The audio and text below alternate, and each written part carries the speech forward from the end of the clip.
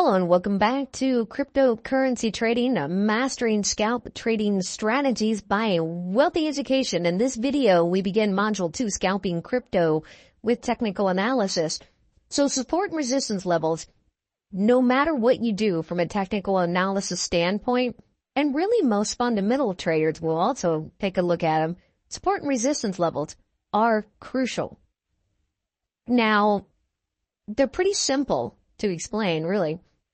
You have an area where the market won't go is probably the best way to describe it. So you can draw a horizontal line and just click it on the chart and then take the bubble and drag it to wherever you want, right? That's how you draw like a horizontal support and resistance line on TradingView. Now, what makes support or resistance? Like I said, it comes down to where price won't go. Now, that doesn't mean that it won't ever go beyond this line that I draw. It's just that there are obviously buyers or sellers there. So let's look at a couple examples and you'll quickly see several things come into the picture. This is a 5-minute chart of Bitcoin, but this would be the same on the weekly chart, daily chart. Doesn't really matter. What you do have, though, is you have an area where sellers come in, or at least push back the buyers multiple times here at this level, which, for lack of a better term, I'm going to call it 28,150, which brings up a point, actually. Quite often, a lot of these support and resistance levels do happen either at hundreds or 50s, kind of round, psychologically important numbers. There are a lot of guesses as to why. The simplest answer, honestly, most of the time is that it comes to options markets. So the options markets have a strike price. The strike price is where everybody's battling to get price above or below. That being said, you can see clearly how the sellers had control here, at least for a while. The people wanting to push it down. Notice how when we got down here, there were buyers here, and then we broke down, and then sellers came in, and you see it flip a lot. That is a support and resistance level.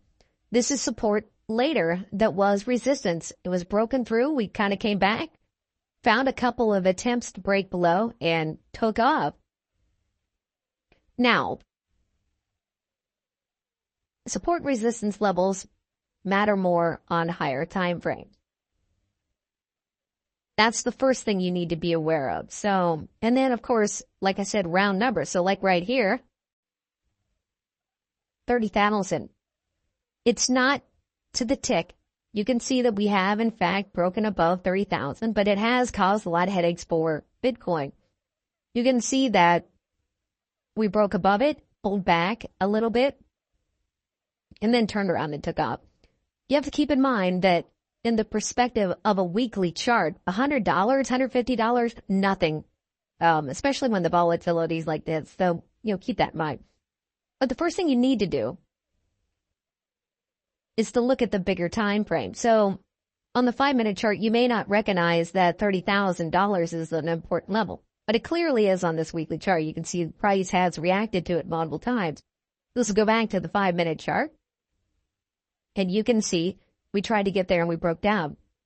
Now, as a scalper, you need to be cognizant of these levels. So typically what I will do is I will make them very thick on the chart. So I know that's an area that truly matters from a longer term standpoint. However, an area like this on the 5-minute chart, like 29,200, offered support multiple times. We broke down and it has offered a little bit of resistance. It's a little less important, but it is important for a 5-minute scalper. You're only trying to get a little bit, maybe $100 or whatever on your Bitcoin transaction. So you can see it is an area that you pay close attention to. And then you can take this line and kind of look and say, where has price flipped quite a bit in the past? Well, you can see buyers were there. Sellers came in.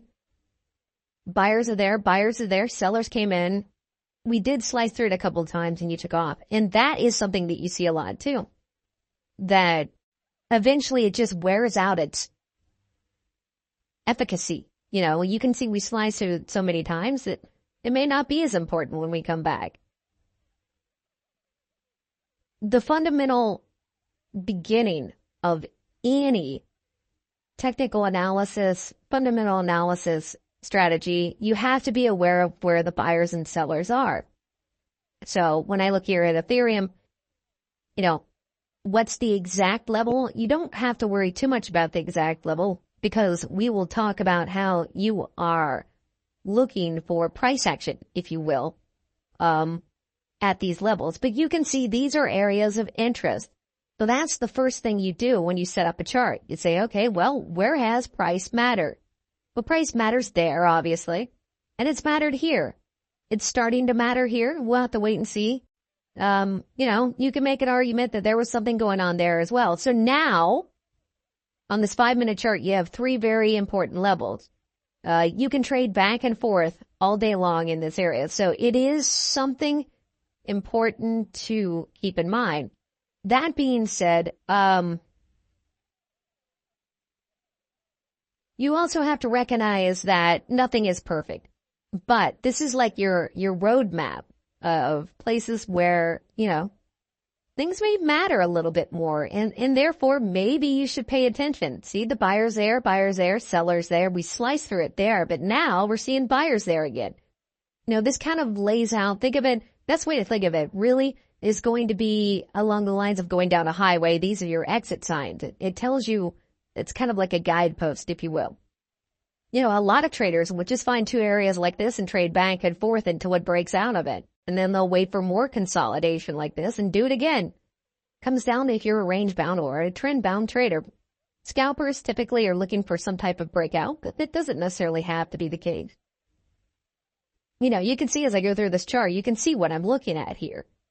And I can't recommend this enough. I spent a month doing this when I was not trading, just nonstop, looking for places like this and, plotting them on a chart. And I would plot anything. At the time I was trading Forex, but I would do stocks, futures, I didn't care.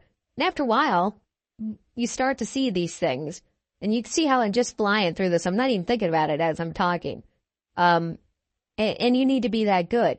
That's your first step. Then you can begin to add things like price action, indicators, fundamental analysis, etc. So in the next video, we're going to actually talk about using these levels to scalp the markets